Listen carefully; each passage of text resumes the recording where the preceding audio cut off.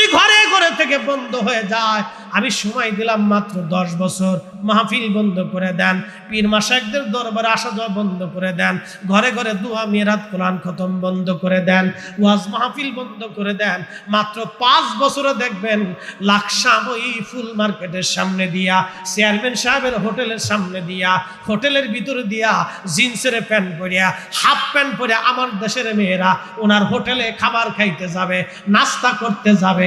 এ দেশের মুসলমান কিছুই বলতে পারবে না। কথা কন না কেন? এখনই হয়ে গেছে। এই শরীরের রোগটাও আল্লাহ রহমত। বলে হুজুর শরীরের রোগ আল্লাহ রহমত কিভাবে হয়? এই ছোট্ট রোগ দিয়ে আল্লাহ আপনার জীবনের অনেক গুনাহ মাফ করায় দেয়। আসতে হয়ে গেল না? একসাথে বলবেন না সুবহানাল্লাহ? রোগ দিয়ে আল্লাহ শরীরে কি করে? গুনাহকে ক্ষমা করায় দেয়। আপনারা শাস্তি দিয়ে আল্লাহ দুনিয়ার থেকে শাস্তি দিয়ে আপনারা মাফ করায় দেয়। তো এই জন্য এগুলি আপনার শরীরে আসলে, বাড়িতে আসলে, বা মেঘ আসলে, বৃষ্টি আসলে আপনারা কখনো চিন্তিত হবেন না, সন্তুষ্ট হবেন এবং আল্লাহর দরবারে শুকরিয়া করবেন। এই দেখেন বাতাস ছাড়ার পরে পরিবেশ ঠান্ডা হয়ে গেছে না? এখন মজা লাগতেছে না? সারা বাংলাদেশের সমস্ত ফ্যান সেট করে দিলে এরকম ঠান্ডা বাতাস জোগাড় করার ব্যবস্থা ছিল না। আল্লাহ দয়া করে এই ঠান্ডা বাতাসটাকে একবারে ঠান্ডা করে আপনার শরীরের সাথে ম্যাচিং করে এবং স্বাস্থ্যের অনুকূল করে দিয়ে আল্লাহ আমাদের জন্য প্রবাহিত করে দিচ্ছেন। যিনি বাতাস প্রবাহিত করেন তিনি গরম দেন, তিনি আবার আল্লাহ আমাদেরকে শান্তি দেন। এই যে মাঝখানে প্রচন্ড গরম গেছে, বৃষ্টি নাই, বাতাসও গরম, আবহাওয়া গরম, রাতেও গরম, দিনেও গরম, মানুষ এমন পরিস্থিতি হয়েছে যে লুঙ্গির কাপড় খুলিয়ে অনেকে রাত্রিবেলা ঘুমাইছে। কি কথা খারাপ হয়েছে? অনেকে লুঙ্গি খুলিয়ে উপরে উঠাই দিয়ে শুয়ে রয়েছে। কি গরমের গরম! আপনি যত লুঙ্গি উপরে উঠান, গরম তো ঠান্ডা বানানোর কোনো সুযোগ নাই। আবার আল্লাহ দয়া করে বৃষ্টি দিয়ে আবার সারা বাংলাদেশ ঠান্ডা বানাই দিছে। কথা কোন ঠিক কিনা? তাহলে এই অপরিসীম ক্ষমতার মালিককে, এই দয়ার মালিককে। তাহলে ইবাদত হবে কার? জিকির হবে কার? আইন মানব কার? আল্লাহ যাহা আদেশ করছেন তাহা মেনে চলবো, যাহা নিষেধ করছেন তাহা ছেড়ে দিব। কথা বলেন ঠিক না বেঠি? যদি না দেই তাহলে কি হবে? আল্লাহর কোরআন আরো বলতেছেন, যাহারাল ফাসাদু ফিল বাররি ওয়াল বাহরি বিমা কাসাবাত আইদিন নাস লিয়ুযীকাহুম বা'দাল্লাযী আমিলু।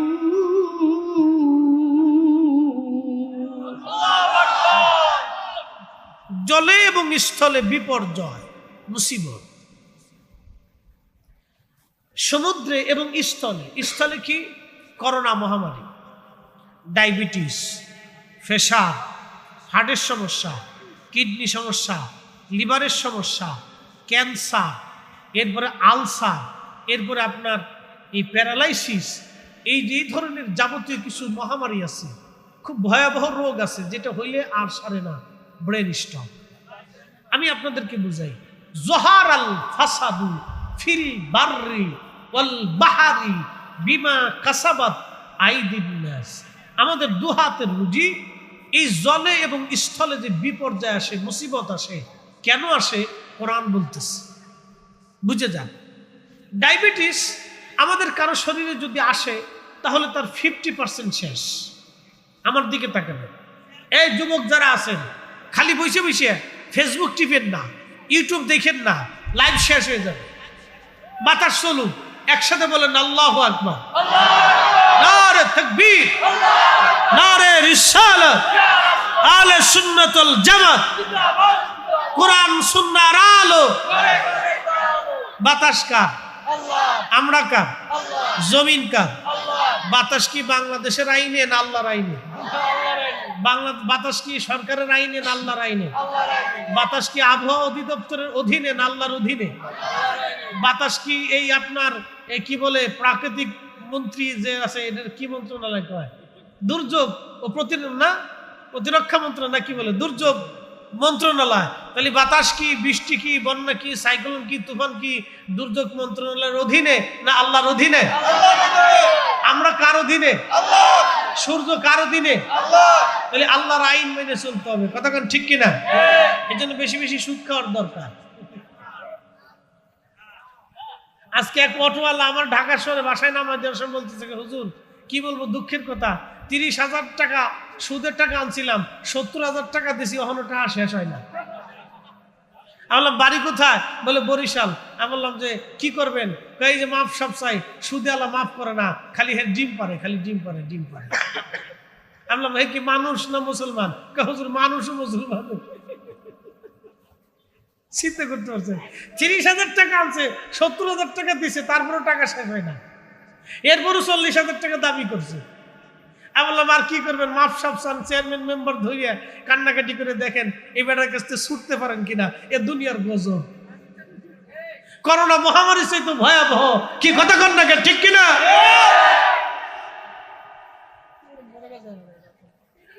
প্রিয় মুসলমান, লাকসামবাসী খুবই মনোযোগ দিয়ে কথাগুলি শুনে যাবেন। আল্লাহর কোরআন বলল, জহারাল ফাসাদু ফিল বাররি ওয়াল বাহরি বিমা কাসাবাত আইদিন নাস। কারো শরীরে যদি ডায়াবেটিস একবার আসে, তার জীবনের 50% শেষ হয়ে যায়, যৌবন শেষ হয়ে যায়, শক্তিমত্তা শেষ হয়ে যায়, চোখের আলো কমে আসে, কানের শক্তি কমে যায়, জবানের পাওয়ার কমে আসে, পেটের ক্ষুধার পাওয়ার কমে যায়, শরীরের হাত পার কর্মক্ষমতা কমে যায়, ব্রেনের স্মৃতিশক্তি তার কমতে থাকে, এক এক করে প্রত্যেকটা পার্শ্বপাতি তার দুর্বল হতে থাকে। যদি একবার ডায়াবেটিস আছে, এটা দুনিয়ার ভিতরে এক ধরনের আল্লাহর পক্ষ থেকে আযাব। কারো একবার যদি হার্ট স্ট্রোক হয়ে যায়, একবার যদি সে স্ট্রোক করে, তাহলে তার জীবনের 80% শেষ হয়ে যায়। কারণ একবার স্ট্রোক করার পরে তার আর কিছু থাকে না, জোরে কথা বলতে পারে না, জোরে দৌড়াইতে পারে না, বেশি ভারী কাজ সে করতে পারে না, বেছে গুছে খাবার খেতে হয়। একবার হার্ট স্ট্রোক করলে তার জীবনের 80% শেষ হয়ে যায়। যদি সে যৌবনে স্ট্রোক করে, তাহলে ধীরে ধীরে দেখবেন তার স্ত্রী তাকে ছেড়ে চলে যাবে, সন্তানরা পছন্দ করে না, গ্রামবাসী ভাবে সে দুর্বল হয়ে গেছে, তার আর আজকে ক্ষমতা নাই, জোরে কথা বলতে পারে না, চিল্লাইতে পারে না, জোরে দৌড়াইতে পারে না, কঠিন কাজ শেয়ার করতে পারে না। এটাও আল্লাহর পক্ষ থেকে আযাব, এটাও আল্লাহর পক্ষ থেকে গজব। কথা বলেন ঠিক কিনা? একবার যদি কারো ব্রেন স্ট্রোক করে, দাদা বয়স কত? দাদুর বয়স কত? হ্যাঁ, 80-র উপরে এখন আপনি দুনিয়াতে আছেন। আল্লাহু আকবার, জোরে কোন না আল্লাহু আকবার। তারপরে মাহফিলের সামনে বসে রয়েছি, কি কথা কন না, ঠিক কিনা? আল্লাহ কি মানুষের চেহারা দেখে? আল্লাহ ওই অন্তরটা দেখে, যে বৃদ্ধকালে এখানে বসে রয়েছে, উনার জীবনের গুনাহ আল্লাহ মাফ করে দিছে। এটা আল্লাহর পরীক্ষা, উনি পাশ করছে। যে 80-85 বছর বয়সে, এই যে 70-80 বছর, 60 বছর, 65 বছর বয়সে, এই 70-80 বছর বয়সে মানুষগুলি বসে রয়েছে, এই যে বসা থাকাটা, এটা আল্লাহর আনুগত্য। এই যে বসে রয়েছে, সেটা আল্লাহর আনুগত্য, আল্লাহ সন্তুষ্টি, আল্লাহ খুশি হয়ে গেছে। ফেরেশতাদেরকে বলে, এই ফেরেশতারা, আমার বুড়া বান্দা, ওর শক্তি কেড়ে নিয়েছি, চুল পাকিয়ে ফেলেছি, চামড়া গুছিয়েছি, রক্ত ঠান্ডা করেছি, চোখের আলো নিয়েছি, হাতের শক্তি নিয়েছি, পায়ের শক্তি নিয়েছি, ব্রেনের শক্তি নিয়েছি। আমার বান্দা দেখ, আমার বান্দা ভেগা ভেগা চোখে, ভেগা ভেগা চেহারা নিয়ে আমার জান্নাতের বাগানে বসে রয়েছে, গুনার জন্য মাফ চায়, জীবনের জন্য অনুতপ্ত হচ্ছে। যা, আমি রব রহমান আর রহিম নামের খাতিরে আমার এই বৃদ্ধ বান্দার জীবনের সব গুনাহকে মাফ করে দিলাম। আল্লাহু আকবার। বাবাজি ভয় নাই, আল্লাহ ক্ষমা করতে বলা, আর রহমান আর রহিম, রব বলেছে আমি ক্ষমা করতে ভালোবাসি, বান্দা ক্ষমা চাইলে আমি আল্লাহ ক্ষমা করে দিই। মিস্টার আজাজিলকে তো চিনেন আপনারা, জীবনে সাক্ষাৎ টাকাত হয়েছে কিনা? মানুষ শয়তানের সাথে সাক্ষাৎ হয়েছে। বলে হুজুর মানুষ শয়তান কিরা? যে বেটা ঘুষ খায়, যে বেটা সুদ খায়, এটা হলো মানুষ শয়তান। যে বেটা ক্লিকবাজি করে, এটা হলো মানুষ শয়তান। কি ঠিক আসতে বলেন? ক্লিকবাজি বুঝছেন নি? ক্লিকবাজি করে সমাজে ভেজাল বাঁধায়, পরিবারে ভেজাল বাঁধায়, স্বামী স্ত্রী ঝগড়া বাঁধায়, মা পুত্র অশান্তি বাঁধায়, ভাই ভাই জঞ্জাল বাঁধায়, বন্ধু বন্ধু ভেজাল বাঁধায়, প্রতিবেশী ঝগড়া বাঁধায়, গ্রামে অশান্তি বাঁধায়, গ্রামে যুদ্ধ বাঁধায় দেয়। এরা হলো ক্লিকবাজ। এই দুনিয়ার শয়তান যদি দেখতে চান তো ক্লিকবাজের চেহারা দেখলে বুঝবেন এটা হলো আজাজিলের খালাতো ভাই। কথা খারাপ বেশি ভাই, একবারে ক্লিয়ার কথা। চেয়ারম্যান সাহেব এখানে বসে রয়েছে, উনরা জানে সমাজে এই প্রকারের লোকের অভাব নাই, কারণ ওনাদের কাছে সালিশ দরবার বহুত কিছু আসে। খুব মনোযোগ দিয়ে শুনিয়া যান। মিস্টার আজাজিল আল্লাহর দরবারে ডাক দিয়ে বলেন, রাব্বি আমি 9 লক্ষ বছর ইবাদত করলাম আল্লাহ, 9 লক্ষ বছরের ইবাদতের বিনিময়কে আমি কিছু পাই না। আল্লাহ বলেন কি চাও? তখনও যদি বলে রাব্বি আমারে মাফ করে দেন, আল্লাহ কিন্তু তারে মাফ করে দেয়, কিন্তু ওর মনে বড় শয়তানি।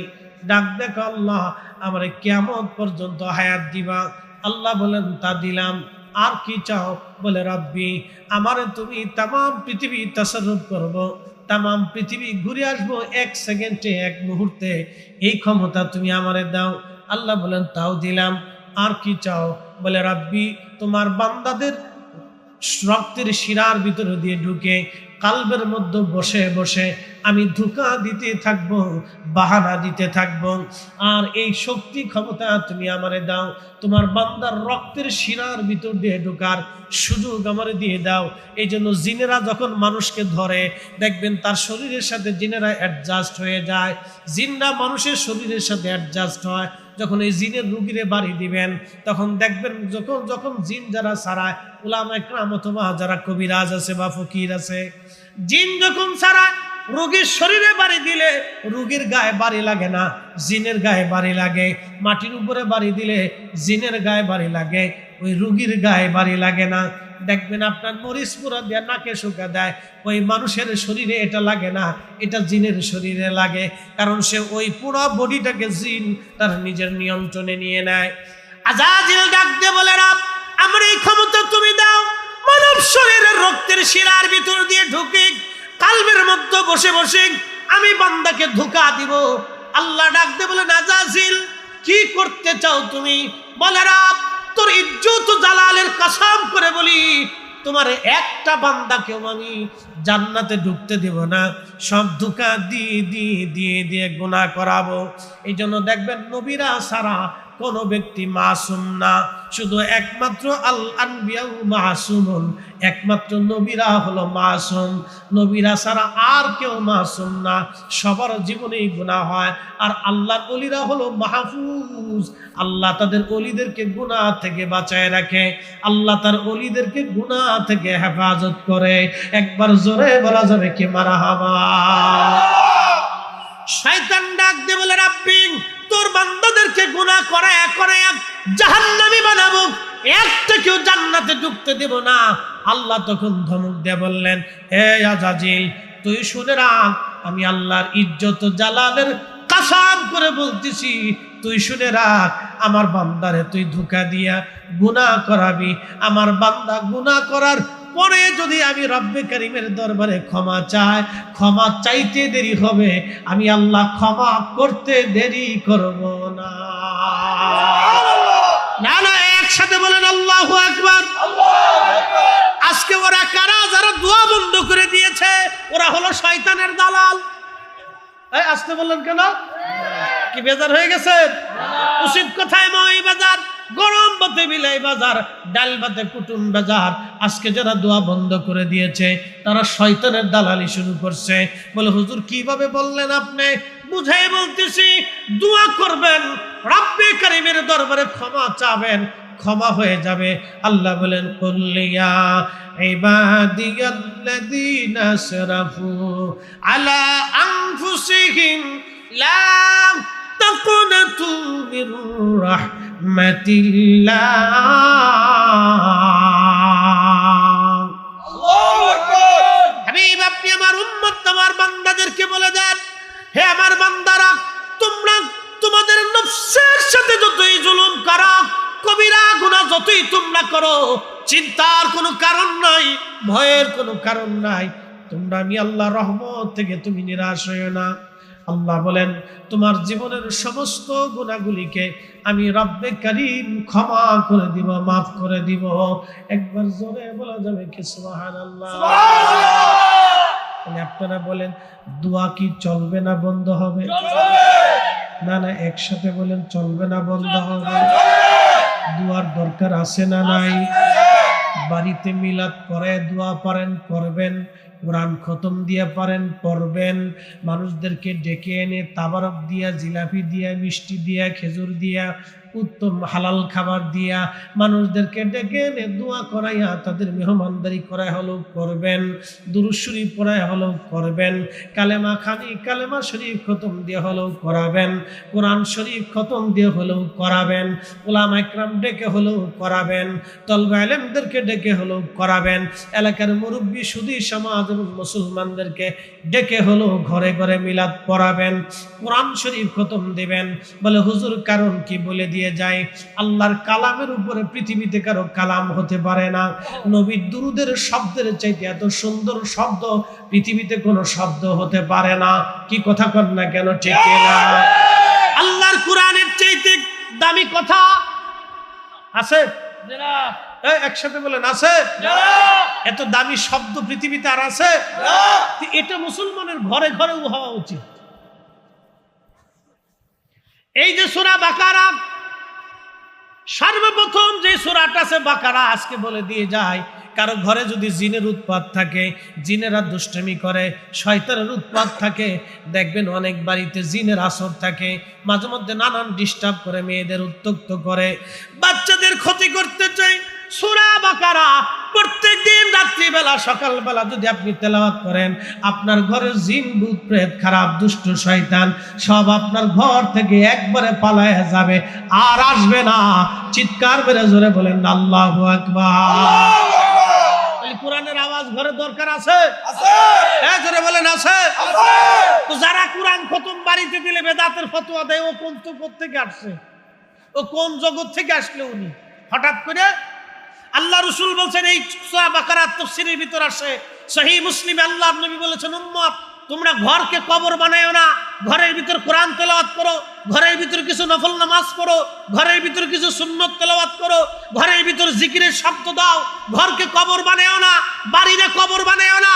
এই জন্য আগের মুসলমানরাই ঠিক ছিল, বাড়িতে ঘরেতে মিলাদ দিত, দুরূদ হতো, কোরআন হতো, জিকির হতো, আজও চলবে, কিয়ামত পর্যন্ত চলবে।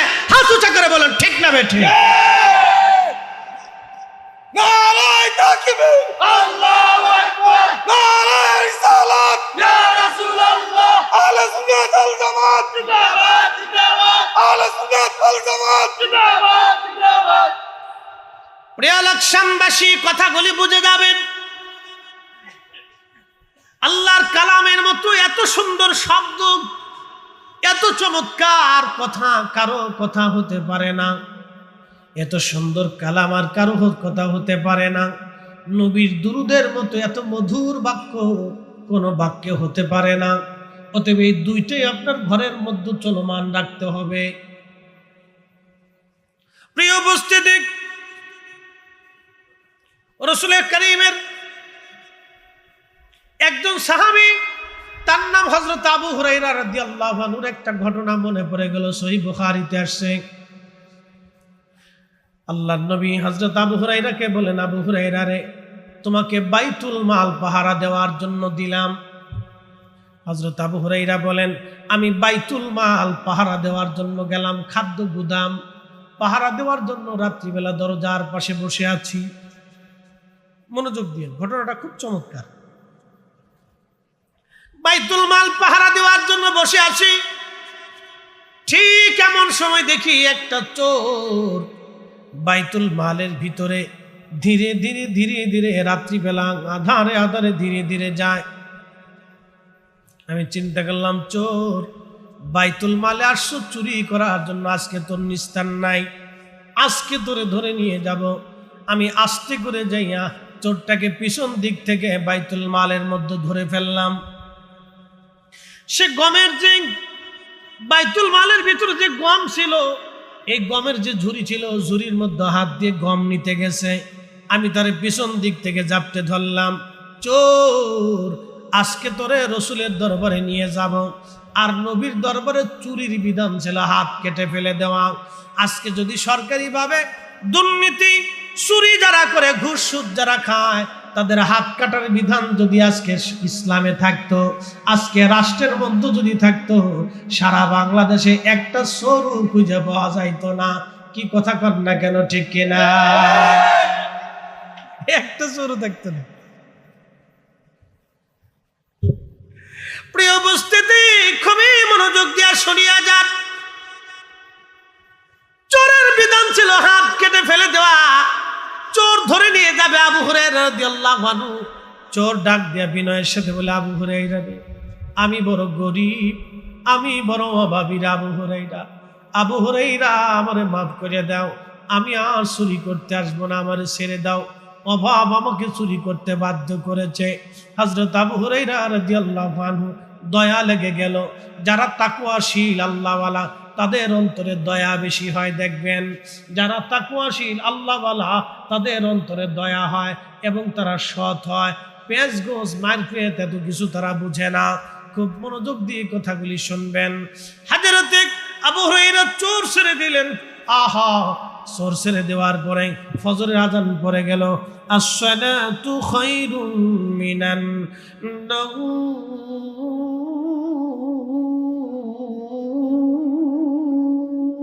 আল্লাহু আকবার। ঘুম থেকে নামাজ ভালো, ঘুম থেকে নামাজ ভালো। যখন আজানের আওয়াজ পড়ে গেল, হযরত আবু হুরায়রা বলতেছেন, আমি ধীরে ধীরে ধীরে ধীরে আল্লাহর নবীর পিছনে নামাজ পড়ার জন্য চলে, হাবিবের পিছনে সালাত আদায় করলাম। ফজরের নামাজ পড়ার পরে আল্লাহর নবীর আদত ছিল ঘুরে বসে সাহাবায়ে কেরামকে তালিম তরবিয়ত দিতেন। এমন সময় নবীজি আবু হুরায়রার দিকে তাকাইয়া ছোট্ট করে মুস্কি হাসি দিয়া বলেন, আবু হুরায়রা রে, রাতের চোর আজকে কি বলছে?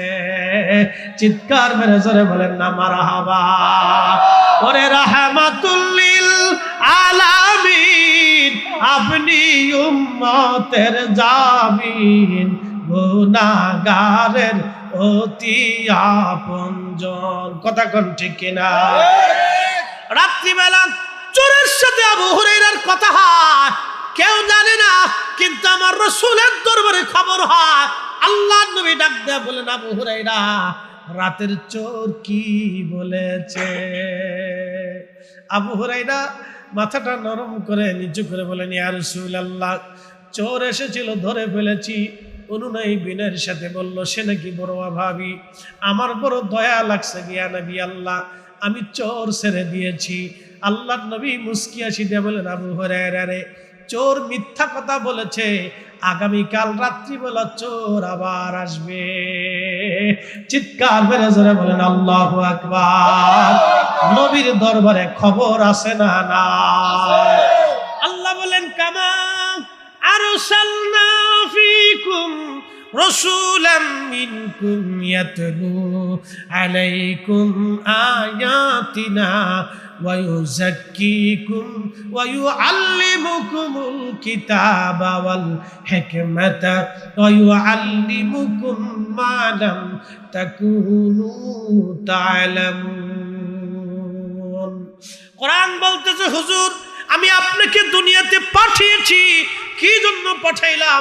ইয়া নবী আল্লাহ, এই জন্য পাঠাইলাম, আমি আল্লাহর কোরআনের আয়াতগুলি আপনি তেলাওয়াত করে করে তাদেরকে শোনাবেন, এর বিধানগুলি আপনি জানাবেন, এর হালাল আপনি জানাবেন, এর হারাম আপনি জানাবেন, এখানে যত উপদেশ আছে আপনি উম্মতকে শিখাবেন, এর তাফসীর আপনি শিখাবেন, এর মিনিং আপনি শিখাবেন। কোরআনের দুইটা দিক আছে, একটা জাহির আর একটা বাতিন। জাহেরটা উম্মতকে শিখাবেন, বাতিনটা উম্মতকে শিখাবেন। জাহেরটা উম্মতকে শিখাবেন, বাতিনটা উম্মতকে শিখাবেন। এই কোরআনে আল্লাহ যেটা হালাল করেছেন সেটা আমাদের নবী শিখিয়ে গেলেন, যেটা হারাম করেছেন আমাদেরকে শিখাই গেলেন। এই কোরআনের হালাল হারাম, এই কোরআনের জাহিরি অর্থ, শরঈ অর্থগুলি আল্লাহর নবী হাতে কলমে প্র্যাকটিক্যাল আমাদের শিখাই দিয়ে গেলেন। কিন্তু বাতিনি, আলিফ লাম মিম, আলিফ লাম রা, ইয়াসিন, তাহা, আনুন, কাফ হা ইয়া আইন সাদ, এইগুলির অর্থ আমরা কেউ জানি না, শুধু আল্লাহ বলতেন, নবী জানতেন। মাঝখানে যিনি ওহী এনেছিলেন জিবরাইল, তিনিও জানতেন না। একবার জোরে বলা যাবে কি মারহাবা।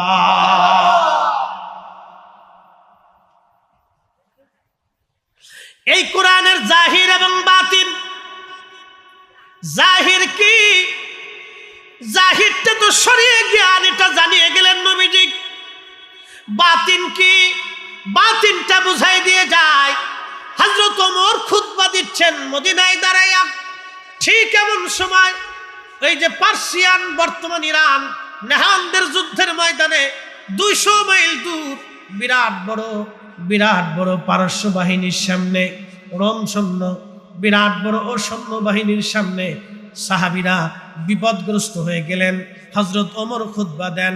খুতবার সময় হযরত ওমরের কালবের দরওয়াজা খুলে গেল। খুলে যাবার সঙ্গে সঙ্গে হযরত ওমর দেখলেন নেহবানদের যুদ্ধের ময়দানে মুসলমান বিপদগ্রস্ত হয়ে গেছে।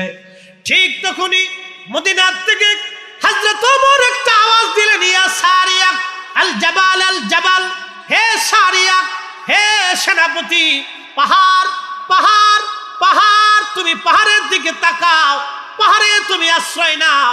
সারিয়া সেনাপতি বলতেছেন, আমি দেখলাম পার্শ্ববর্তী বিরাট বড় পাহাড়, আমি আমার সৈন্যবাহিনীকে পাহাড়ের দিকে মার্চ করাইলাম, মুভ করাই দিলাম। সমস্ত সৈন্যরা পাহাড় আশ্রয় নিল। কাফের সৈন্যবাহিনীর আক্রমণ থেকে মুসলমানরা বেঁচে গেল। ওই দিন মুসলমানদের বিজয় হয়ে গেল। মুসলমানদের বিজয় হয়েছে তো বটে, কিন্তু হযরত ওমর খুতবা দিলেন মদিনায়, আওয়াজ চলে গেল 200 মাইল দূরে। হযরত ওমর মদিনায়, ঘটনা ঘটে 200 মাইল দূরে। দুনিয়ার কেউ দেখলো না। ওই সময় অনেক সাহাবী সামনে বসে আছে, কোনো সাহাবীর চোখে রাডারে পড়লো না, কোনো সাহাবীর রাডারে ধরা পড়লো না, কিন্তু খলিফাতুল মুসলিমিন ওমরের রাডারে সেটা ধরা পড়ে গেল। এই যে শরীয়ী বিদ্যার পাশাপাশি হাকিকি বিদ্যা, এই বিদ্যাটা হযরত ওমর আল্লাহর নবীর কদম থেকে শিখেছিলেন। এই জন্য আল্লাহর কোরআন বলল, ওয়ায়ুযাক্কিকুম ওয়ায়ুআল্লিমুকুমুল কিতাবা ওয়াল হিকমাতা। ও নবী, আপনি উম্মতকে পবিত্র বানাবেন, ওয়ায়ুযাক্কিকুম, উম্মতরে পাক বানাবেন। কয়েকদিন আগে আমাদের বাংলাদেশের একজন শাইখুল হাদিস তামিরুল মিল্লাত মাদ্রাসার একজন মুহাদ্দিসের বক্তব্য শুনলাম, আল্লাহ তাকে হেদায়েত করুক। সে বলতেছে এইভাবে, ওয়াজাদাকা দাল্লান ফাহাদা। হে নবী, আপনি কোরআন নাজিল হওয়ার আগে আপনি হেদায়েত প্রাপ্ত ছিলেন না, আপনি অনবহিত ছিলেন, হেদায়েতের পথে আপনি কিছুই জানতেন না। আমি আল্লাহ আপনাকে হেদায়েত দিয়েছি। দেখেন নবীজিকে তিনি বুঝাইতে চান, হে নবী, 40 বছর আগে আপনি হেদায়েত ছিলেন না, 40 বছর পরে কোরআন নাজিল হওয়ার পরে আপনি হেদায়েত পাইছেন। একবার জোরে বলা যাবে কি নাউজুবিল্লাহ। আল্লাহর কোরআন বলতেছে, ওয়ায়ুযাক্কিকুম, আপনাকে পবিত্র বানানোর জন্য পাঠিয়েছি। কথাটা আপনাদেরকে বুঝে যাওয়া লাগবে, কথাটা শুনে যাওয়া লাগবে, শিখে যাওয়া লাগবে। ওয়ায়ুযাক্কিকুম, আপনি উম্মতকে পবিত্র বানাবেন। আচ্ছা আপনারা বলেন, বোতলের মধ্যে পানি থাকে, এই বোতলের মধ্যে পানি আছে, টিউবওয়েলের মধ্যে পানি আছে, অথবা এক বদনা 1 লোটা পানি আপনি নিয়েছেন ওযু করার জন্য। এখন পানি দিয়ে ওযু করলে শরীর পাক হবে, পানি দিয়ে গোসল করলে শরীর পাক হবে। এখন ওই 1 বদনা পানির মধ্যে যদি 1 ফোঁটা এই গরুর পেশাব থাকে, তাহলে বলেন ওই বদনার পানি দিয়ে ওযু করলে কি নামাজ হবে? ওযু হবে? কারণ কি, ওই পানি নিজেই নাপাক। পানি কি কথা কন না কেন? পানি কি নাপাক। নাপাক পানি দিয়ে আপনি পাক হতে পারবেন না। আল্লাহ বলেন, ওয়ায়ুযাক্কিকুম, নবী আপনারে পবিত্র বানানোর জন্য দুনিয়াতে পাঠিয়েছি। উম্মতকে পবিত্র বানাবেন আপনি। নবী পাক, নবী নিজে পাক, উম্মতকে পাক বানানোর জন্য এসেছেন। 40 বছর আগেও নবী পাক, 40 বছর পরেও নবী পাক। কি কথা কন না কেন? ঠিক কিনা? 40 বছর আগেও নবী পাক। আপনাদেরকে প্রশ্ন করি, জবাব দিবেন। যে বলল 40 বছর আগে নবী হেদায়েতে ছিলেন না, এখন আপনারা বলেন 40 বছরে কোরআন নাজিল হওয়ার আগে আমার নবীজি জীবনে একটা মিথ্যা বলেছে? কথা বোঝা যায়? নবীজি কি একটা মিথ্যা বলেছেন? কোন নারীর দিকে, বেগানা নারীর দিকে একটা বারের জন্য ভুলেও তাকিয়েছেন? নবীর জীবনে 40 বছরে কোরআন নাজিল হওয়ার আগে কোনো ভুল ছিল, কোনো ত্রুটি ছিল, চরিত্রে গন্ডগোল ছিল, আমানত নষ্ট করেছেন? চুল পরিমাণ এই লাকসামবাসী আমার দিকে তাকান।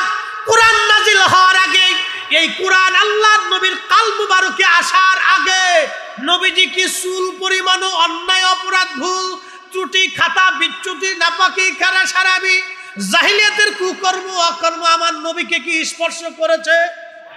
না না, একসাথে বলেন, সাক্ষ্য দেন, বলেন করেছে? কোন প্রমাণ আছে? কিয়ামত পর্যন্ত প্রমাণ চাইলে কেউ প্রমাণ দিতে পারবে না। তার মানে কোরআন নাজিল হওয়ার আগেও নবী পবিত্র। এই কথা কন না কেন? কোরআন নাজিল হওয়ার আগেও নবী আল্লাহ কর্তৃক নিয়ন্ত্রিত, আল্লাহ কর্তৃক নিয়ন্ত্রিত। অতএব কোরআনের ওই আয়াতের অপব্যাখ্যা কইরা রাসূলের হেদায়েত থেকে নবীর মর্যাদাকে ছোট করে দেখার কোনো সুযোগ নাই। যারা এই কথা বলতেছেন তিনারা যদি এর উপরে কায়েম থাকেন তাহলে আমি মনে করব সে নাফরমান হয়ে গেছে। এই কথা কর না কেন? যদি এই কথার উপরে তিনি দায়েম এবং কায়েম থাকে, ইস্তেকামত থাকে, না আমি ঠিক বলেছি, এই অর্থই ঠিক, তাহলে আল্লাহর কসম করে বলি কোরআনের 40টা আয়াত মিথ্যা হবে। তার ভিতরে একটা আয়াত ওয়ায়ুযাক্কিকুম, আপনাকে পবিত্র বানানোর জন্য পাঠিয়েছি। ওয়ায়ুআল্লিমুকুমুল কিতাব, উম্মতকে আপনি কিতাব শিক্ষা দিবেন। ওয়ায়ুআল্লিমুল কিতাব ওয়াল হিকমা, হিকমত শিক্ষা দিবেন। ওয়ায়ুআল্লিমুকুম মা লাম তাকুনু তা'লামুন, উম্মত যাহা জানতো না আপনি তাহা উম্মতকে শিখাবেন। কোরআন বলেছে মাইয়ুতির রাসূলা ফাকাদ আতা আল্লাহ, নবীর ইত্তেবা হলে আল্লাহর ইত্তেবা হয়ে যায়। নবীর ইত্তেবা হলে যদি আল্লাহর ইত্তেবা হয়ে যায় তাহলে 40 বছর আগে ইত্তেবা করা যাবে না। এই ব্যাপারে এই আয়াতের কোনো নির্দেশনা নাই। আল্লাহ 40 বছর আগেরটাও করতে বলেছেন, 40 বছরের পরেরটাও করতে বলেছেন। আল্লাহ নিজে বলেছেন কুল ইন কুনতুম তুহিব্বুনাল্লাহ, আমাকে যদি ভালোবাসতে চাও ও নবী উম্মতকে জানায় দেন ফাত্তাবিউনি, সেজন্য আপনি নবীর ইত্তেবা করে, আপনার অনুসরণ করে, 40 বছর আগের অনুসরণ করবে, 40 বছর পরেরটাও করবে। ও নবী আপনার পুরা জিন্দেগিকে যে অনুসরণ করবে সেই হকের উপরে থাকবে। আমি আল্লাহ তাকে ভালোবাসবো, শুধু ভালোবাসবই না তার জীবনের গুনাহকে মাফ করে দিব। একসাথে বলা যাবে আল্লাহু আকবার। আল্লাহর কোরআন বলছে ইয়া আইয়ুহাল্লাযীনা আমানু, হে ঈমানদার, আতিউল্লাহ ওয়া আতিউর রাসূল, আমার ইত্তেবা করো, আমার রাসূলের ইত্তেবা করো। আতিউন শব্দ আল্লাহর বেলায় যেমন, আতিউন শব্দ রাসূলের বেলায় তেমন। আতিউন শব্দ আল্লাহর বেলায় যেমন, আতিউন শব্দ রাসূলের বেলায় তেমন। আল্লাহকে যেইভাবে মানতে হবে, রাসূলের আইনকে সেভাবে মানতে হবে, আল্লাহর কোরআনকে যেইভাবে মানতে হবে, নবীর সুন্নাহকে সেইভাবে মানতে হবে। আল্লাহর কোরআনকে যেইভাবে মানতে হবে, নবীর জিন্দেগিকে সেইভাবে মানতে হবে। 40 বছর আগেও মানতে হবে, 40 বছর পরেও মানতে হবে। কেউ যদি বলে 40 বছর আগে ওয়া জাদাকা দাল্লান ফাহাদা, এই আয়াতের তাফসীর দিয়ে বলে নবী গুমরাহির মধ্যে ছিল, হেদায়েতের উপরে ছিল না, সে বাতিল, মিথ্যাবাদী, মিথ্যাবাদী, ইহুদির দালাল ছাড়া আর অন্য কিছু হতে পারে না। কথা বলে ঠিক না বেঠিক? এগুলি ঈমান বিধ্বংসী ফিতনাকারী কথা। এগুলির উপরে যদি সে ইস্তেকামাত থাকে তাহলে তাকে তওবা করতে হবে, তাকে ইস্তিগফার করতে হবে, প্রকাশ্যে ক্ষমা চাইতে হবে, তার ভুল স্বীকার করতে হবে। প্রকাশ্যে ক্ষমা না চাওয়া পর্যন্ত সে কামিল হতে পারবে না, মুসলমান হতে পারবে না। প্রিয় উপস্থিতি, আল্লাহ রসুলের মহান চরিত্র নিয়ে যারা বাজে কথা বলবে, নাস্তিকরা বলল রসুল করিম সাল্লাল্লাহু আলাইহি সাল্লামের চরিত্রের মধ্যে গন্ডগোল ছিল, তিনি অধিক বিয়ে করেছিলেন। নবীজির অধিক বিয়ে ছিল কাম পিপাসা নিবারণ করার জন্য। একসাথে বলা যাবে না নাউজুবিল্লাহ? রসুলের অধিক বিবাহ কি কাম পিপাসা নিবারণের জন্য ছিল? এত বড় রসুলের মহান চরিত্রে যে আঘাত দিতে পারে সে আর মুসলমান নাই, আমরা বুঝতে পারি তার জন্মের ভিতরে ভেজাল আছে। কথা বল ঠিক না বেঠিক? আল্লাহ রসুলের 40 বছরের জীবনকে কেউ যদি অস্বীকার করে সে মুসলমানই থাকে না, সে মুসলমানই না। রসুল করিমের 40 বছরের জিন্দেগিকে কেউ যদি অস্বীকার করে, আর কেউ যদি মনে করে ওই 40 বছরে নবী হেদায়েতের উপরে ছিলেন না, নবী হেদায়েত সম্পর্কে জানতেন না, তাহলে তাহলে তার জিন্দেগি মিথ্যা হবে, তার কোরআন হাদিস শিক্ষা মিথ্যা হবে, তার ঈমান আমল নষ্ট হবে, তার আখিরাত বরবাদ হবে। তওবা না করা পর্যন্ত সে এর উপর ইস্তেকামাত থাকলে সে বেঈমান হয়ে কবরে যেতে হবে।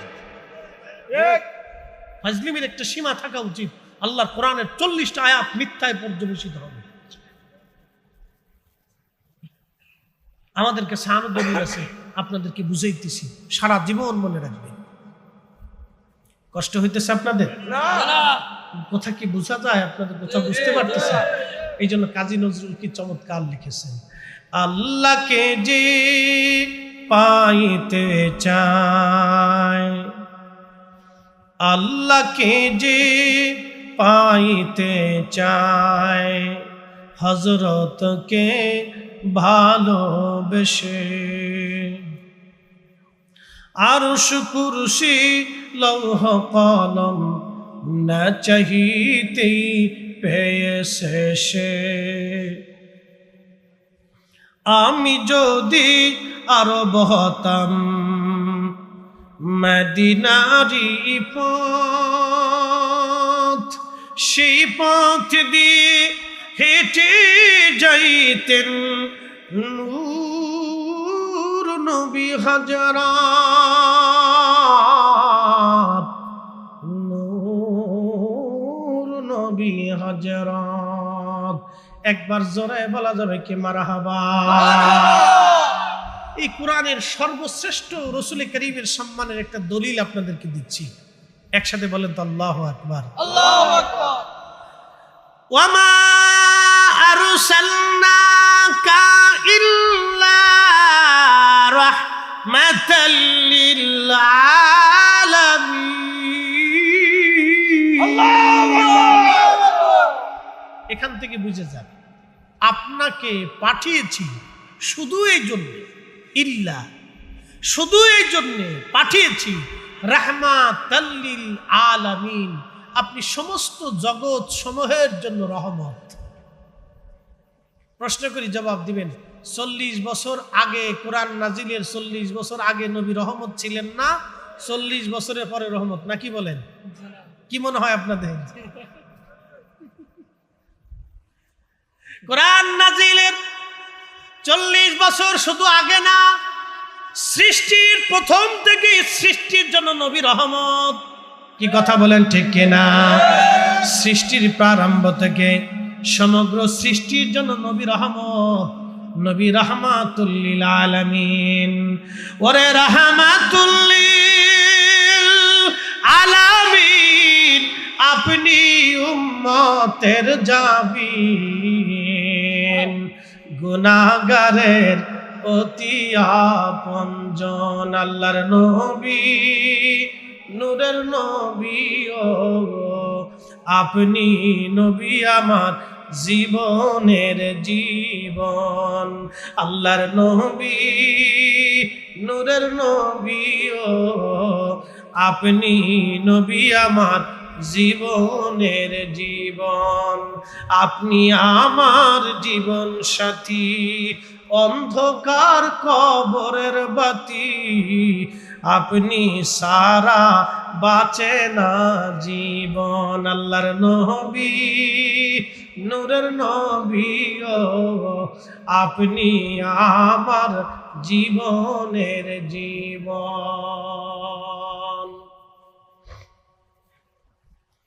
হযরত আবু হুরায়রা বলেন, নবীজি বলেছেন কালকে রাত্রিবেলা চোর আবার আসবে। আমার অন্তরে একেবারে পরিপূর্ণ একই এসে গেল, নবী মিথ্যা বলতে পারে না, নবী কখনো মিথ্যা বলেন নাই, নবীর কথাটাই সত্য। কালকে চোর আবার আসবে বাইতুল মালে চুরি করার জন্য। আমি চোরটাকে মজবুত করে ধরার জন্য বাইতুল মালে এক কোনায় লুকায় রইলাম, কারণ আল্লাহর হাবিব বলেছে চোর আসবে। আমি 100% শিওর এবং পিওর, কালকে রাত আবার চোর আসবে। এটা রাসূলের ইলম। এই জন্য সাহাবীদেরকে আল্লাহর নবী কোনো বিষয়ে যদি প্রশ্ন করতেন, এটা এতই মশহুর এবং মুতাওয়াতির পর্যায়ের সনদ, আমি এর সনদ বলে বলে শেষ করতে পারবো না। সোয়া লক্ষ সাহাবী একজন দুইজন না, ১৬ লক্ষ সাহাবীর আকীদা বিশ্বাস ছিল নবীজি কোনো বিষয়ে আসমানে, জমিনে, আখিরাতে, কবরে, হাসরে, মিজানে, ফুলসিরাতে, জান্নাতে, অতীতে, বর্তমানে, রুহে, রেহেমে, জেসেমে, জড়জগতে, নূরের জগতে, সৃষ্টির প্রথমে, আদিতে, অন্ততে, শুরুতে, শেষে, মাঝে কোন বিষয়ে আল্লাহর নবী হাজেরে গায়েবে, হাজেরে গায়েবে। কোন বিষয়ে আল্লাহর নবী যদি সাহাবীদেরকে প্রশ্ন করতেন, সাহাবীরা চমৎকার এক ভদ্রচিত জবাব দিতেন, আল্লাহু ওয়া রাসূলুহু আলাম, আল্লাহ এবং আল্লাহর নবী ভালো জানে। আল্লাহ জানে, নবী জানে, আল্লাহ জানে, নবী জানে। এটা এত পরিমাণে মুতাওয়াতির পর্যায়ের হাদিস, মশহুর, এত সনদে আসছে যে সনদ গনে গনে শেষ করা আমার পক্ষে সম্ভব না। ১৬ লক্ষ সাহাবীর আকীদা ছিল, বিশ্বাস ছিল, একটা কথা তারা বলতেন, আল্লাহু ওয়া রাসূলুহু আলাম, আল্লাহ জানে, আল্লাহর নবী ভালো জানে। আল্লাহর পরেই যিনি জানতেন তিনি নবী, আল্লাহর পরেই যিনি জানেন তিনি নবী। আর আমরা যদি বলি নবী জানেন, আল্লাহ জানেন, নবী জানেন, কিছু ভাইরা আমাদেরকে শিরিকের ব্যাখ্যা দিবে, বেদাতের তবকা দিবে, মাজার পূজারীর খেতাব দিবে, বেদাতির তবকা দিয়ে আমাদেরকে চেষ্টা করবে। তুমি আমারে বেদাতি বানাইতে পারো, সাহাবীদেরকে বেদাতি বানাইতে পারবা না। আমারে মাজার পূজারী বলতে পারো, সাহাবীদেরকে পড়তে পারবা না। আমারে তুমি ওই ভণ্ড বলে গালি দিতে পারো, কিন্তু সাহাবীরা পারবা না। ১৬ লক্ষ সাহাবী যেইভাবে বিশ্বাস করতেন হাজরে গায়েবে, আল্লাহু ওয়া রাসূলুহু আলাম, আল্লাহ জানে, নবী জানে। আমরাও সুন্নিরা মানি আল্লাহ জানে, নবী জানে। কি কথা বলেন, ঠিক কিনা? আল্লাহ জানে, নবী জানে, আল্লাহু রাসূলুহু আলাম, আল্লাহ জানে, নবী জানে, আল্লাহ জানে, নবী জানে। এটা আমাদের আকীদা না, ১৬ লক্ষ সাহাবীর আকীদা ছিল। হযরতে আবু হুরায়রা বললেন, চোর আসবে রাত্রিবেলা, আমি বাইতুল মালের মধ্যে পালায় রইলাম, আজকে চোর তোরে ছাড়া যাবে না। আমি পালাই রইছি, ঠিক এমন সময় দেখলাম ওই চোরটা আবার ধীরে ধীরে ধীরে ধীরে এসে বাইতুল মালের গমের মধ্যে হাত দিয়েছে গম চুরি করার জন্য। পিছন দিক থেকে জাপটে ধরে, শক্ত করে ধরে বললাম, চোর আজকে আবার আসছিস, তোকে আজকে ছেড়ে দেব না, ধরে নিয়ে যাব, নবীর দরবারে তোকে নিয়ে যাব। কালকে একবার আমারে বাহানা দিয়েছিস, আজকে তোরে ছাড়া যাবে না রে চোর, তুই আজকে আবার আসছিস। চোর এবার কেঁদে দিয়ে বলল, আবু হুরায়রা রে, আমারে মাফ করে দাও, আমার বাচ্চারা না খেয়ে রইছে, বাচ্চারা ক্ষুধার কারণে কান্না করতেছে, এই জন্য আমার বড় দয়া হচ্ছে রে আবু হুরায়রা, আমার সন্তানরা না খাওয়া, আমারে কষ্ট দিও না, আমার বাচ্চারা ক্ষুধার্ত, আজকে তুমি আমার ছেড়ে দাও, আমি আর কোনোদিন আসবো না। আবু হুরায়রা বললেন, ওই রাত্রিবেলাও আমার বড় মায়া লেগে গেল। বুজুর্গ যারা, তাদের মায়া বেশি, আল্লাহকে যারা সেজদা বেশি দেয় তাদের দয়া বেশি, দুরুদ যারা বেশি পড়ে তাদের অন্তর রহম বেশি, তাদের দিল সব, চেহারা খুব মোলায়েম, চেহারার ভিতরে নূর চমকায়। দুরুদ বেশি না পড়লে চেহারায় নূর আসবে না, কখনোই না। ইশকে রাসূল কলিজায় না থাকলে চেহারায় নূর আসবেই না, কখনোই চেহারা নূর আসবে না, অবশ্যই না। প্রিয় উপস্থিতি, খুবই মনোযোগ দিয়ে শুনে রাখবেন। হযরত আবু হুরায়রার মনে বিরাট বড় মায়া লাগলো, চোর ছেড়ে দিয়েছে, আবার ফজরের আযান দিল, আসসালাতু খায়রুম মিনান নাওম।